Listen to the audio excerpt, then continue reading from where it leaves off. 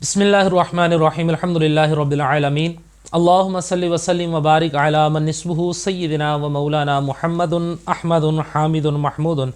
حبیبک النبی الامی رؤوف الرحیم وعلی آلہ و اصحابہ اجمعین وبارک وسلم صلی علیہ۔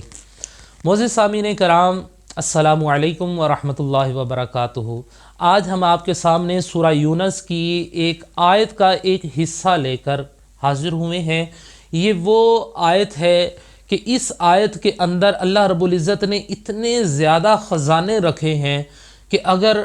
آپ کسی جادو کا شکار ہیں تو یہ جادو کو توڑ دیتی ہے، گھر میں جنات کا مسئلہ ہے تو یہ جنات کو بھگا دیتی ہے، اگر آپ کسی کیس کے اندر مبتلا ہیں تو اس کیس سے آپ کو نکال دیتی ہے، کسی قسم کی کوئی بندش ہے، رکاوٹ ہے، کاروبار میں نقصان ہے، یہ ہر چیز کے سامنے حائل ہو جاتی ہے اور آپ کا مسئلہ فوراً سے پہلے حل ہو جاتا ہے۔ اس کے اندر اللہ رب العزت نے اتنی زیادہ طاقت رکھی ہے۔ تو آپ تمام احباب سے گزارش ہے کہ اس سے پہلے کہ میں آپ کو بتاؤں،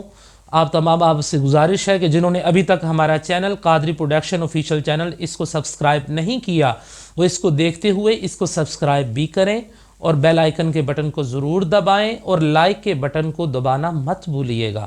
اور اگر آپ ہماری خصوصی دعاؤں کی نشست کے اندر شامل ہونا چاہتے ہیں تو آپ اپنا نام اور اپنا مسئلہ کومنٹ کے اندر ضرور لکھیے۔ تو قرآن پاک کے اندر سورہ یونس کی یہ آیت مبارکہ جو میں آپ کے سامنے بیان کرنے جا رہا ہوں، سکرین کے اوپر بھی آپ کو نظر آ رہی ہے، لا الہ الا انت سبحانک انی کنت من الظالمین، اس کو آیہ کریمہ بھی کہتے ہیں۔ اس کی یہاں پر آپ کو ایک بات بتاتا جاؤں کہ اکثر لوگوں کے ہاں یہ کہنا ہے کہ جی یہ آیت بڑی گرم ہوتی ہے، یہ وظیفہ بڑا گرم ہے۔ نہ یہ گرم ہے، نہ ہی یہ کوئی وظیفہ یہ کوئی گرم ہے۔ یاد رکھیں قرآن مجید فرقان حمید اللہ رب العزت کی لارائب کتاب ہے، اور یہ وہ لارائب کتاب ہے کہ جس کے اندر اللہ رب العزت نے انسان کے لیے آسانیاں رکھی ہیں، تکلیفیں نہیں رکھی، اس لیے کوئی گرم نہیں ہوتی۔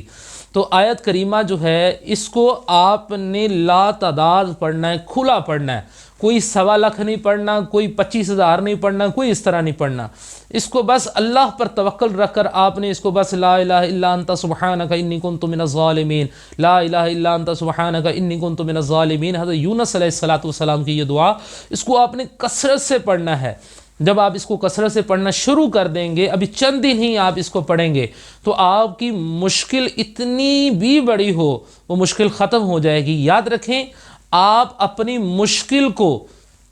یہ بتایا کریں کہ میرا اللہ بہت بڑا ہے، اللہ کو نہ بتایا کریں کہ میری مشکل بہت بڑی ہے، کیونکہ میرا اللہ بہت بڑا ہے اور اس کے سامنے مشکلات کچھ بھی نہیں ہے۔ بس یقین جو ہے یہ آپ کا پکا ہونا چاہیے۔ تو اللہ رب العزت کی بارگاہ میں دعا ہے کہ اللہ رب العزت ہمیں قرآن و سنت پر عمل پیرا ہو کر دوسرے تک پہنچانے کی سعادت اور توفیق عطا فرمائے، آمین۔